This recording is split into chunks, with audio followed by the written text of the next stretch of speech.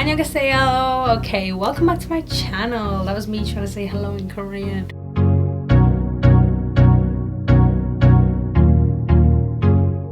Welcome back. Okay, so this video is going to be about the timeline of my EPIK application to teach in Korea, and I'm going to break it down for each process, but I'm also going to make a separate video for the apostilling and the certification of documents, the very complicated, expensive stuff, in a separate video, okay, because it's going to get too long otherwise. Okay, but before I do tell you about that, don't forget to hit that subscribe button, hit the bell so you get notifications every single time that I upload, especially in Korea.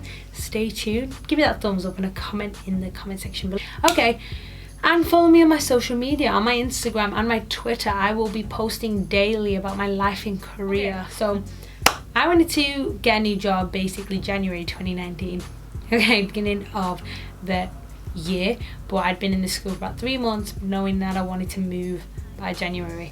So I started looking into it a little bit, and then I just was like chilling. I was like, yeah, whatever, don't need to look into it, I'm cool, I'm fine. Then I hit 26. My 26th birthday was on February 24th, and I was like, Miss Girl, you said that you were going to teach abroad by 25 and definitely before 30. Why are you still in Manchester? And I was like, you're right, Miss B, you're right, I've got to go. So I did. Started looking into it after my birthday, and I started asking my friend who's a previous colleague. She'd been in Korea for 6 years. I asked her more and more and more, and then I asked again about Japan, but then I floated towards Korea in the end. And then I asked her, which recruiter did you go through? Because I went through a different recruiter. I tried to apply, but basically they were asking for £2,000, and that was covering you getting a TEFL, which I've already got, and which is teaching English as a foreign language. I've got that, I don't need it, but it's just another version of that. And then they would help you tour around for 3-4 weeks, but then you weren't guaranteed a school or a position. But it was just very hazy, and I was like, oh, does that cover flights then? They were like, no, school will cover it though. I'm like, what am I paying you £2,000 for? So I put a deposit for £300 down like an idiot, but I'd rather lose £300 than £2,000. And then I asked my friend again, she went, don't do that, recruiters should be free. They get paid for every person that they kind of get a job for, so they don't need you to pay them anything. And I was like, oh, okay. So I went with Korean Horizons, yay! Okay, I'll leave Korean Horizons in the description box below if you want to apply, if you're interested. And so then I got to the recruiter, Alistair, and Alistair's amazing. Really helpful, really efficient. You're never in the dark about anything, and completely honest with you, and that's what you need if you're moving to another country that don't even speak your language. You need that transparency, and he's great for that. So I definitely highly recommend it. Obviously I'm not getting paid for this, I'm just telling you off my experience, yeah? Okay, so I started, I'm just checking my phone, I've got emails here. This is how I'm telling you my timeline, because I feel like when people ask me, I feel like I've made up dates. And even before I opened my phone, I was like, was it that early I did that? Was it that late that I did that? It was. Hey, my mind just playing games with me. So I'm gonna go off fact, okay? So basically I sent in my application on the 27th of February. That is genuinely 3 days after my birthday. And I was like, right, gonna go for it. Applied, and then Alistair told me, because I've got a degree in education and I've had 4 years teaching experience, I'm quite a strong candidate. However, just because I'm a strong candidate doesn't guarantee me a job, because it's kind of a first come first serve basis. But even then it didn't work out like that for some people who applied way before me, and they've still not been given a place, or they just got one recently. And that's why I'm telling you about the whole timeline, because it's very vast at the beginning, and then it's very tight knit towards the end of actually getting. You find out a month before you should fly out, whether you get your place or not. Let's go through the timeline. Okay, so sending my application then, and then I started to send in my references from my uni tutor and my previous employer, where I worked with EAL students, English as an additional language students, a little bit more than I did in my current job. And then got their references, sent them to Alistair digitally, but he wants ink copies for the final send-off, okay? So he said they were okay, and then he said what would be ideal is I need your application form, photo, and your passport scanned and sent to me by the 1st of April. And in the application you have to fill in details about you, obviously, your previous employer, education, background, all that jazz. And then they also ask you to do a lesson plan, okay? I'll do a separate video about lesson plan if you would like. Let me know in the description box below. And because I've already been teaching lesson plans, I was thinking, okay, it's not going to be too bad. But they said it's got to be fully English, no translations, nothing. And then I did a PowerPoint with translations on. I got told on my interview to take that off.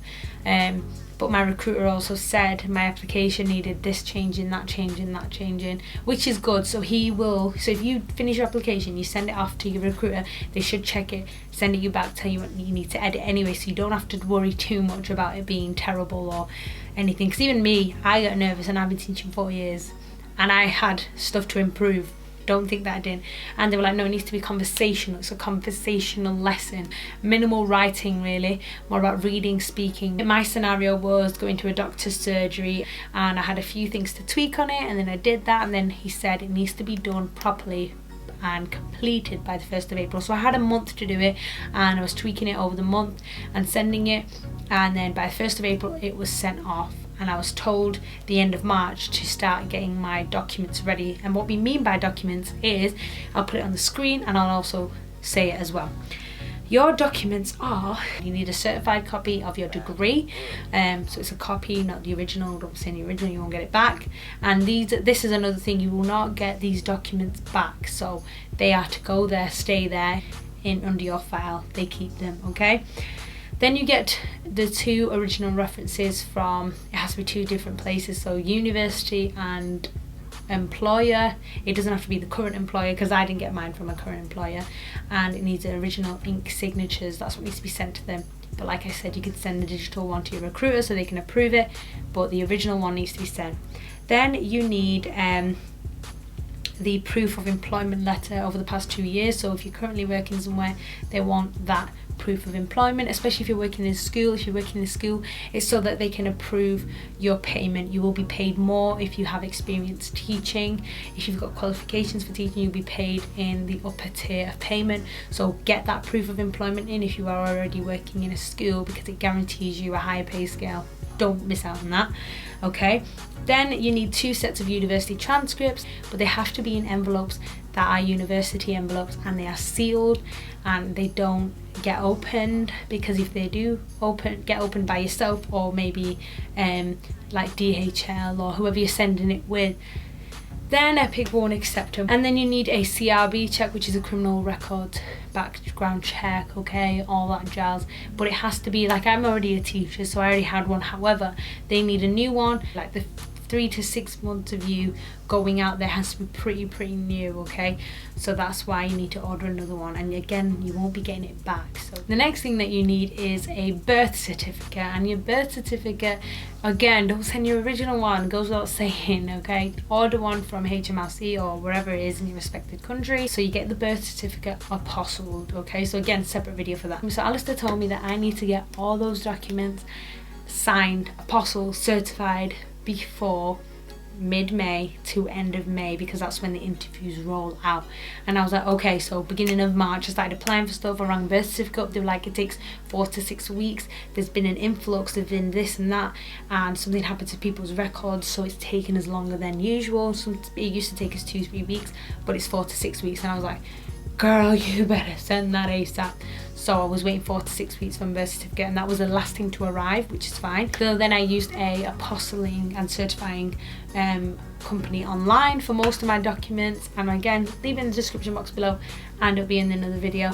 And it cost me a little bit more than the government website would. However, it got here quicker, and I wanted it ASAP because he wanted them before your interview, so that as soon as your interview is over, they can give your documentation over to EPIK straight away, and then they can give it out to a Department of Education straight away, rather than them waiting for you, because then obviously if they're waiting, other people are filling in those spots that you want.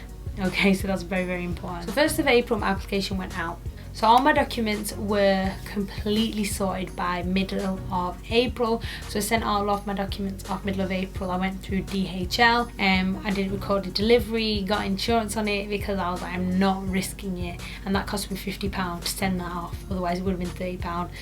Still a lot. It all adds up. So please make sure that you have saved enough for this, or you've got some savings for it, because it's a lot. You do get a lot of it reimbursed to you when you get there, but obviously if you don't have the moolah straight away, you can't really do anything because you're not there yet. You can't get that money in the future yet. So here comes my interview date.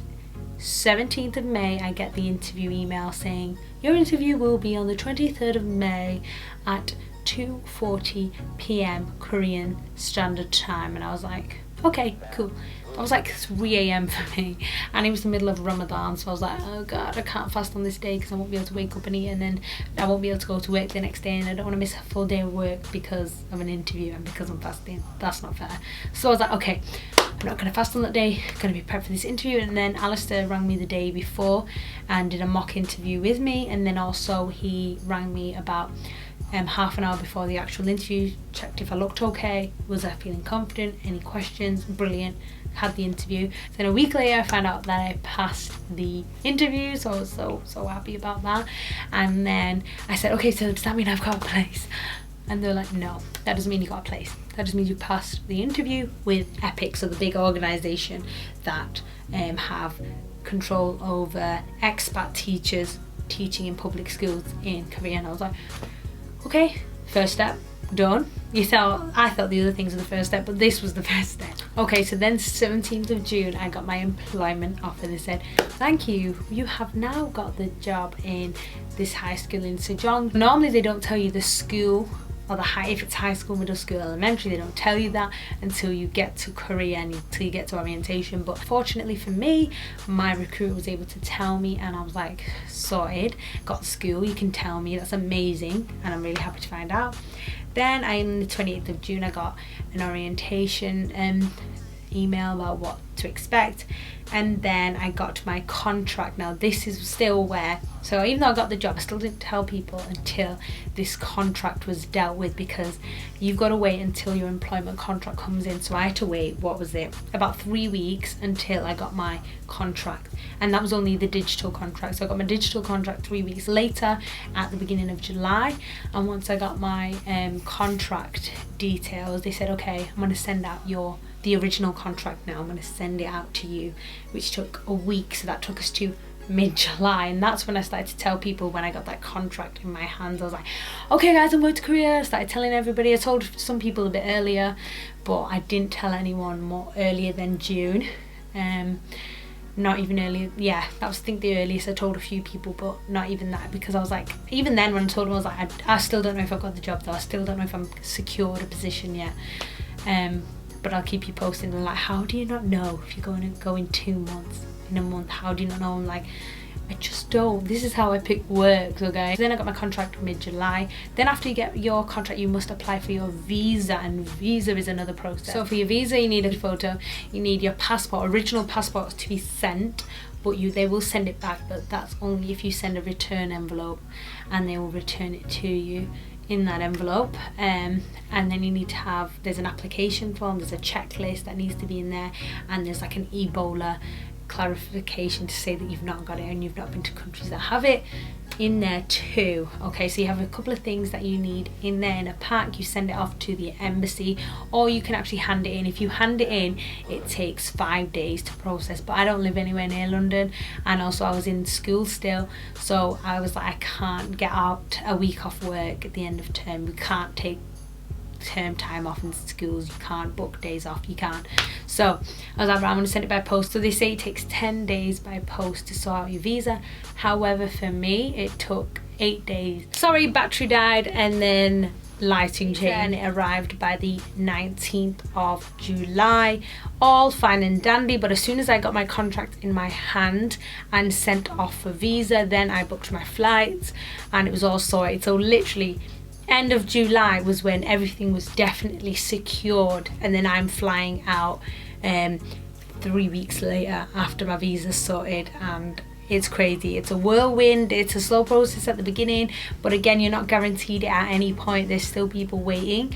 So the earlier you get in your documentation and your application to a recruiter, or you can go direct with EPIK, the better it is. So that was my whole timeline. It did take, let's count, March, April, May, June, July. 5 months was the process. It took me 5 months to sort it all out, and it was all done and dusted. So it can be done slightly quicker, but again, when you're sending things posting to be apostilled, etc., etc., you don't really know sometimes the time frame with postage and packaging and things like that. It's never really guaranteed, because I not to talk badly about other people, there was another boy who was just like, oh, he took forever to get his documentations, and he said it'll be fine, and then he just actually wasn't able to get a place till spring 2020, and then he dropped out of the program because then he didn't want to wait that long, which is fair enough.